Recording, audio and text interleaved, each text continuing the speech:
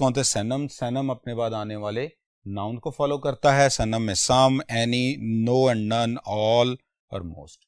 इसके बाद नाउन को चेक करें, नाउन प्लूरल है तो वो प्लूरल होगा, नाउन सिंगुलर है तो वो सिंगुलर होगा।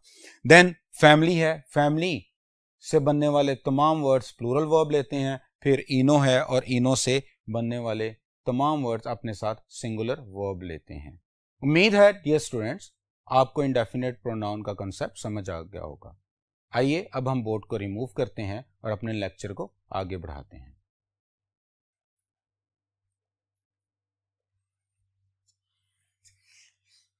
जी डियर स्टूडेंट्स, अब हम नेक्स्ट देखते हैं सब्जेक्ट टू वर्ब अग्रीमेंट।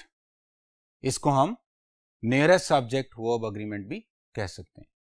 इसमें अगर हम देखें कि जब दो नाउन्स और, नॉर, नीदर, नॉर, ईदर और, not only but also say जब दो नाउन ज्वाइन करें तो वो जो नियरेस्ट सब्जेक्ट होगा उसके अकॉर्डिंग लगाया जाएगा, जिसको हम सब्जेक्ट टू भी कहते हैं। बट हम इसको नियरेस्ट सब्जेक्ट वर्ब अग्रीमेंट कहेंगे। अगर ये वाला नाउन सिंगुलर होगा तो वर्ब हमारा सिंगुलर होगा, अगर ये नाउन प्लूरल होगा तो वर्ब हमारा प्लूरल होगा। तो इस तरीके से जब भी और, नॉर, नीदर नॉर, ईदर और, नॉट ओनली बट ऑल्सो दो नाउन्स के दरमियान में आ जाए तो जो वर्ब के नियरेस्ट नाउन होगा आप उसको फॉलो करेंगे। अगर वो नाउन प्लूरल है तो वो प्लूरल कर दीजिएगा, अगर वो नाउन सिंगुलर है तो वो सिंगुलर कर दीजिएगा। For example you and you, for example you nor I am to blame. इस एग्जाम्पल को देखते हैं कि इसमें नॉर ने दो प्रोनाउंस को ज्वाइन किया, वर्ब हमारा एम। अगर हम देखें तो नॉर की वजह से हमारे पास जो सेकंड सब्जेक्ट है वो आई है और वर्ब के नियरेस्ट भी आई है, इसलिए आई एम है। और अगर हम अपने एमसीक्यूज को देखते हैं, एमसीक्यू को देखते हैं, not only her books but also her watch were stolen. अब हमारा वर्ब है वर, डी ऑप्शन, वर हमारा वर्ब है। हमने देखना है कि क्या ये वर करेक्ट है या इनकरेक्ट है, तो हमें हेल्प करेगा not only but also. Not only और बट ऑल्सो में हम नियरेस्ट सब्जेक्ट के वर्ब के नियरेस्ट सब्जेक्ट को फॉलो करते हैं और नियरेस्ट सब्जेक्ट है हर वॉच। तो जब हमने वॉच को देखा तो वॉच सिंगुलर थी, वॉच सिंगुलर थी और इसीलिए हमारा जो वर्ब होगा वो भी सिंगुलर होगा, तो हमें यहां पे वर की बजाय वॉज लिखना था। सो इस तरह से हमारा ये सब्जेक्ट टू वर्ब अग्रीमेंट भी कंप्लीट हो गया। नेक्स्ट हम चलते हैं relative pronoun verb agreement. Relative pronoun तीन होते हैं, हु, विच और दैट। हु, विच और दैट से फौरन पहले एक नाउन होगा और उसके बाद वर्ब आएगा। आपने हु, विच और दैट से पहले वाले नाउन को देखना है कि वेदर वो नाउन सिंगुलर है तो वर्ब भी उसके बाद आएगा जो वो सिंगुलर होगा, अगर वो नाउन प्लूरल होगा तो उसके बाद आने वाला नाउन भी वर्ब भी प्लूरल होगा। तो इसी तरह से हु, विच और दैट जो हमारे रिलेटिव प्रोनाउंस हैं उनसे पहले नाउन होगा, वो नाउन अगर प्लूरल होगा तो वो प्लूरल होगा, वो नाउन अगर सिंगुलर हुआ तो वर्ब भी सिंगुलर होगा। For example the boy, who. अब अगर हम देखें इस सेंटेंस के अंदर तो हु जो है ये हमारा रिलेटिव प्रोनाउन है। इससे पहले हमारे पास ये नाउन है और इसके बाद ये हमारे पास वर्ब है। अब हम देखेंगे कि हु से पहले वाला वर्ब नाउन, हम देखेंगे हु से पहले वाला नाउन और हु के बाद वाले वर्ब को। हु से पहले वाला नाउन प्लूरल है बॉयज और हु के बाद वाला वर्ब भी प्लूरल होना चाहिए और ये प्लूरल है आर। तो इस तरह से रिलेटिव प्रोनाउन वर्ब अग्रीमेंट हो गया। इसी तरह से अगर हम ये देखें कि ये हमारा जो एमसीक्यू है इसको देखते हैं, it is I who is helping you. Underline 4 words. इसमें सबसे पहले हम चलते हैं अपने रिलेटिव प्रोनाउन पे, वो है हु से पहले देखें दैट इज आई और हु के बाद वर्ब को देखें दैट इज। क्या आई इससे मैच करेगा? नहीं। इसलिए यहां पे इस नहीं आना चाहिए, यहां पे एम आना चाहिए। It is I who am helping you. तो ये डियर स्टूडेंट्स हमने देखा रिलेटिव प्रोनाउन वर्ब अग्रीमेंट। अब हम नेक्स्ट बोर्ड पे मूव करते हैं। जी डियर स्टूडेंट्स, नेक्स्ट हमारे पास है वन ऑफ वर्ब अग्रीमेंट। अगर वन ऑफ से सेंटेंस स्टार्ट हो और फिर हम उसके जो वर्ब की वेरिएशंस हैं वो देखते हैं। तो हमारे पास ये कुछ स्केच है, वो फॉर्मूला है, उसको देखते हैं कि वन ऑफ के बाद नाउन आएगा और नाउन के बाद वर्ब आएगा। तो सबसे पहले हम ये देखेंगे कि वन ऑफ के बाद जो नाउन आना है वो हमेशा प्लूरल होगा। अगर ज्यादा नाउन होंगे तो उनमें से एक, तो वन ऑफ के बाद जो नाउन होगा that will be always, so one of के बाद जो नाउन होगा वो हमेशा प्लूरल होगा, और उसके बाद जो वर्ब होगा वो सिंगुलर होगा। ये हमारे पास वन ऑफ का एक फॉर्मूला आ गया। फॉर एग्जाम्पल अगर हम यहां देखें, ये हो गया जी आपके पास वन ऑफ। वन ऑफ के बाद जो नाउन आएगा वो हमेशा प्लूरल होगा, तो फ्रेंड्स यहां पे प्लूरल है। लेकिन उसके बाद जो वर्ब आना चाहिए वो सिंगुलर होना चाहिए, तो इज यहां पे सिंगुलर। तो इसी तरह से देखा, वन ऑफ के बाद नाउन हमेशा प्लूरल, वर्ब हमेशा singular. This is the formula number one of. Next, लेकिन अगर वन ऑफ के बाद नाउन ऑलवेज प्लूरल, लेकिन उसके बाद अगर आगे कोई रिलेटिव प्रोनाउन लगाओ, मैंने यहां पे हु लिखा है, यहां पे विच भी आ सकता है, दैट भी आ सकता है, एनी रिलेटिव प्रोनाउन, तो उसके बाद आने वाला जो वर्ब होगा वो प्लूरल होगा। वन ऑफ के बाद नाउन प्लूरल, और नाउन के बाद अगर हु आ रहा है, विच आ रहा है या दैट आ रहा है, तो उसके बाद जो अगला वर्ब होगा वो प्लूरल होगा। For example, he is one of के बाद नाउन प्लूरल, और फिर आगे देखें हु आ रहा है। जब वन ऑफ के बाद हु आ जाए तो हु के बाद जो वर्ब होगा दैट मस्ट बी प्लूरल, तो ये प्लूरल वर्ब होना चाहिए। ये इसका वेरिएशन नंबर 2।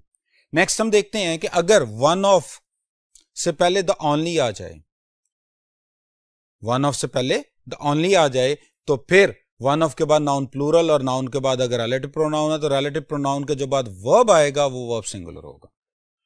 वन ऑफ के बाद नाउन प्लूरल और हु के बाद वर्ब, लेकिन अगर द ओनली आ रहा है तो फिर हु के बाद वाला वर्ब सिंगुलर होगा। हम इस एग्जांपल में देखते हैं कि हमारे पास ये है one of, this is one of से पहले द ओनली भी लगा हुआ है। अब हम ये देखेंगे कि हु के बाद जो वर्ब होना चाहिए वो सिंगुलर होना चाहिए, और यहां पे हमारा ये वर्ब सिंगुलर है। तो इस तरह से हमने 3 वेरिएशंस देखी। नंबर 1, वन ऑफ के बाद noun plural verb singular. Number 2, one of के बाद नाउन प्लूरल और हु के बाद वाला verb plural. Number 3, one of से पहले द ओनली वन लगा हुआ है, तो देन फिर हु के बाद जो वर्ब है वो सिंगुलर हो जाएगा। तो इस तरह से वन ऑफ की ये 3 वेरिएशंस बहुत इंपॉर्टेंट है, हमें उसे बड़े केयरफुली करना पड़ेगा। नेक्स्ट हम देखते हैं जी gerund, phrase, clause as a subject. अगर सब्जेक्ट के तौर पे जेरेंड हो, फ्रेज हो, क्लॉज हो, यानी कि जेरेंड, क्लॉज और फ्रेज हमारे सब्जेक्ट के तौर पे आ जाएं, तो जो वर्ब होगा या हेल्पिंग वर्ब होगा वो सिंगुलर होगा, फॉर एग्जाम्पल आप ये देखें, running is fun. What is fun? Running. तो ये हमारा सब्जेक्ट हो गया, और सब्जेक्ट ये जेरेंड है, तो इसके बाद जो वर्ब आ रहा है वो सिंगुलर है। उसके बाद हम देखते हैं थ्रू द ट्रीज, ये फ्रेज है, थ्रू द ट्रीज ये फ्रेज है, और फ्रेज हमारा सब्जेक्ट है, तो वर्ब सिंगुलर हो गया। What is the quickest way? Through the trees. तो इस तरह से हमारा अगर फ्रेज एज अ सब्जेक्ट आ जाए तो verb singular, gerund as a subject आ जाए तो वर्ब सिंगुलर। हम एमसीक्यू की तरफ चलते हैं। Playing the piano in front of the crowd cause anxiety. अब अगर आप प्लेइंग से लेके क्राउड तक के इस पार्ट को देखें तो ये फ्रेज है, तो इसलिए इसका जो वर्ब होगा वो सिंगुलर होना चाहिए, जबकि ये प्लूरल था, तो ये हमारा आंसर बना, दैट इज कॉज लिखा हुआ था वो गलत था, तो कॉजेस आना चाहिए था। तो तो इस तरह से हमने ये देखा कि gerund, phrase, clause as a subject आ जाए तो वर्ब उसका सिंगुलर होता है। अब हम चलते हैं जी नेक्स्ट बोर्ड पे। जी डियर स्टूडेंट्स, नेक्स्ट हम देखते हैं distance, time period, amount, quantity अगर हमारे सब्जेक्ट के तौर पे आ जाए, यानी कि सब्जेक्ट में अमाउंट आ रही है, टाइम आ रहा है, टाइम पीरियड आ रहा है, डिस्टेंस आ रहा है, क्वांटिटी आ रही है, तो हमारा जो वर्ब होगा वो सिंगुलर होगा, हमारा वर्ब सिंगुलर होगा। For example 50 rupees was the amount, ये क्वांटिटी है जी,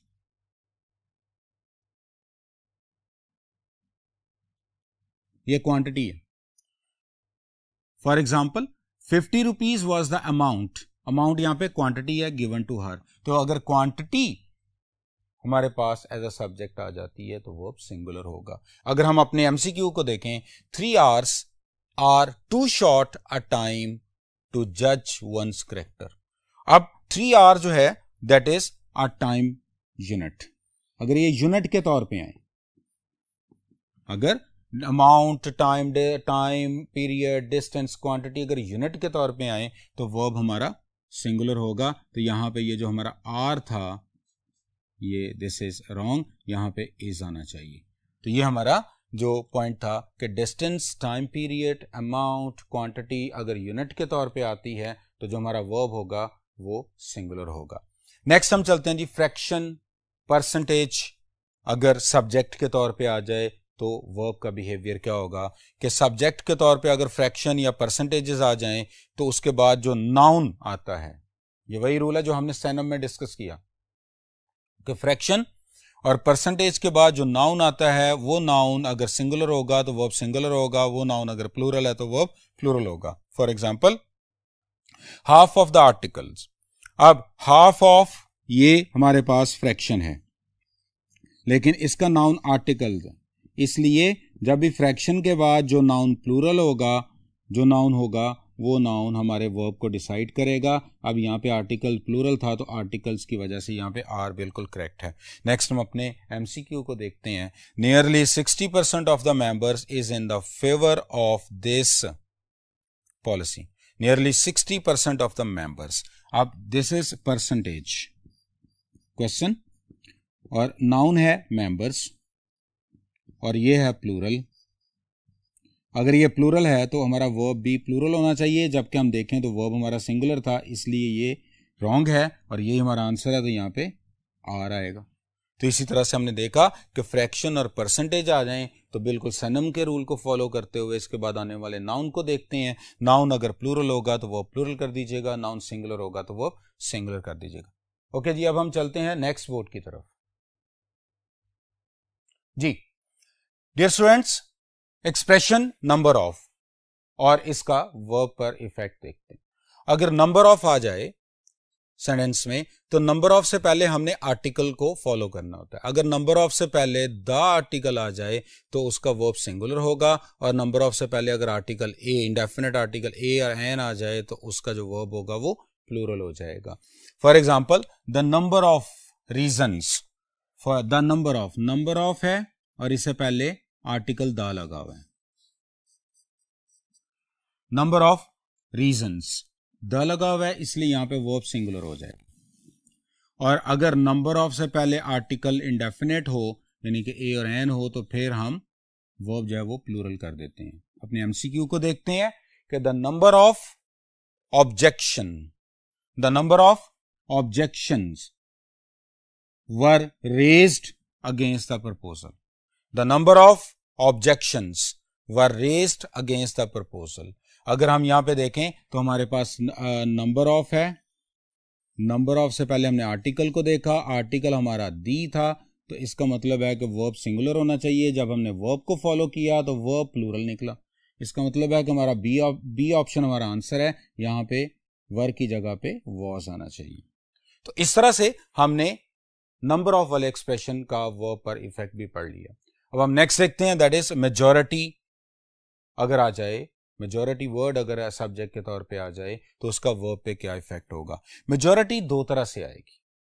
मेजॉरिटी, या तो मेजॉरिटी के बाद ऑफ और फिर नाउन आएगा, या मेजॉरिटी के बाद नाउन नहीं आएगा, डायरेक्ट वर्ब आ जाएगा। अगर तो मेजॉरिटी के बाद वर्ब आ रहा है तो वो वर्ब हमेशा सिंगुलर होगा।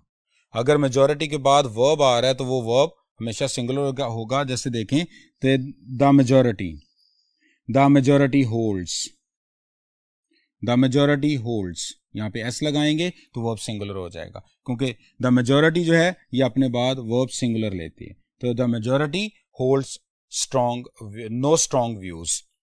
लेकिन अगर मेजॉरिटी के बाद ऑफ आता है तो फिर ये सनम वाले रूल को फॉलो करता है, यानी कि अगर मेजॉरिटी के बाद ऑफ आ जाए तो फिर सनम वाला रूल आपने अप्लाई करना है। मीन कि इसके बाद आने वाला नाउन डिसाइड करेगा कि नाउन प्लूरल है तो वो प्लूरल हो जाएगा, नाउन सिंगुलर है तो सिंगुलर हो जाएगा। फॉर एग्जाम्पल आप यहां पे देखें कि मेजॉरिटी इसके बाद ऑफ आ रहा है, तो अब इसके बाद हम नाउन को देखेंगे। नाउन है कनेडियंस, तो अब कनेडियंस, अब मेजॉरिटी की बजाय हम कनेडियंस को देखेंगे। कनेडियंस प्लूरल है तो वो प्लूरल हो रहा है, तो यहाँ पे हैव आ रहा है।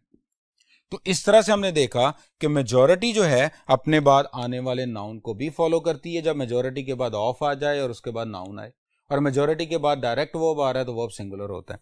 हम एमसीक्यू को देखते हैं। A small majority indicate, a small majority indicate, majority के फौरन बाद वर्ब आ रहा है, डायरेक्ट वर्ब आ रहा है, तो इसका मतलब है कि यहाँ पे ऑफ और नाउन नहीं है, डायरेक्ट वर्ब है, तो वर्ब सिंगुलर होना चाहिए था। तो यहाँ पे इंडिकेट्स होता तो ये ठीक होता, जबकि इंडिकेट यहाँ पे गलत है। तो इस तरह से हमने मेजॉरिटी का वर्ब के साथ जो एग्रीमेंट था वो भी हमने देख लिया।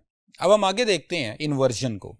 इन्वर्जन में ऐसा होता है कि इन्वर्जन में हम वर्ब को सब्जेक्ट से पहले प्लेस कर देते हैं, और इसके सर्टेन इन्वर्जन में हम वर्ब को सब्जेक्ट से पहले प्लेस कर देते हैं in certain for certain reasons. अब इसका एक जनरल सा फॉर्मूला ये है, एक जनरल फॉर्मूला है कि जब भी sentence negative expression no sooner, in no way, seldom, hardly, scarcely से स्टार्ट हो तो हम हमेशा अपने हेल्पिंग वर्ब को सब्जेक्ट से पहले प्लेस कर देते हैं, वर्ब को सब्जेक्ट से पहले यूज करते हैं। नो सूनर आ चुका है, इसका मतलब ये हुआ कि नो सूनर के अब हमने सबसे पहले ये देखना है कि क्या हेल्पिंग वर्ब सब्जेक्ट से पहले है, तो यस है, इसका मतलब है कि ये इन्वर्जन हो चुकी है। हम एमसीक्यू देखते हैं। Under no circumstances we can accept your credit card.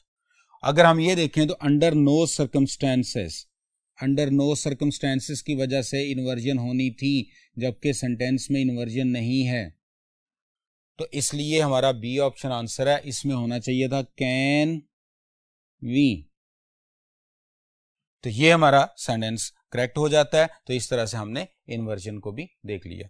Next हम चलते हैं जी टाइटल, नेम ऑफ ऑर्गेनाइजेशन और स्टोरीज का जो नेम होता है, अगर ये सब्जेक्ट के तौर पे आ जाए तो फिर हमारा जो वर्ब होगा वो सिंगुलर होगा। अगर सब्जेक्ट के तौर पे टाइटल्स आ जाएं, बुक का टाइटल आ जाए, ऑर्गेनाइजेशन का नेम आ जाए या स्टोरी नेम आ जाए, तो फिर जो वर्ब होगा वो सिंगुलर होगा। For example the Arabian Nights, इसमें अगर हम देखें तो यहाँ पे नाइट्स प्लूरल है, तो यहाँ पे अगर आर होगा तो वो गलत हो जाएगा, क्योंकि ये अरेबियन नाइट्स जो है ये नेम ऑफ स्टोरी है, इसलिए यहाँ पे इज आना चाहिए था। ओके जी, तो हमने ये देख लिया कि टाइटल्स, बुक टाइटल हो जाए, ऑर्गेनाइजेशन का नेम हो या स्टोरी आ जाए, नेम आ जाए, तो वर्ब सिंगुलर हो जाता है। नेक्स्ट हम लास्ट पॉइंट देखते हैं कि अगर एडजेक्टिव, सर्टेन एडजेक्टिव्स ऐसे होते हैं जिनसे पहले अगर आर्टिकल द लगा दिया जाए वो प्लूरल नाउन बन जाते हैं, जैसे ब्लाइंड और पुअर है। अगर इनसे पहले आर्टिकल द लगा दिया और पुअर से पहले, तो ये जो प्लूरल नाउन बन गया, तो इनके बाद जो वर्ब है वो भी प्लूरल आएगा। तो डियर स्टूडेंट्स, आज हमने सब्जेक्ट वर्ब अग्रीमेंट के टॉपिक को डिस्कस किया, और उम्मीद है कि आपको काफी हद तक इसकी अंडरस्टैंडिंग डेवलप हो चुकी होगी। इंशाल्लाह नेक्स्ट टाइम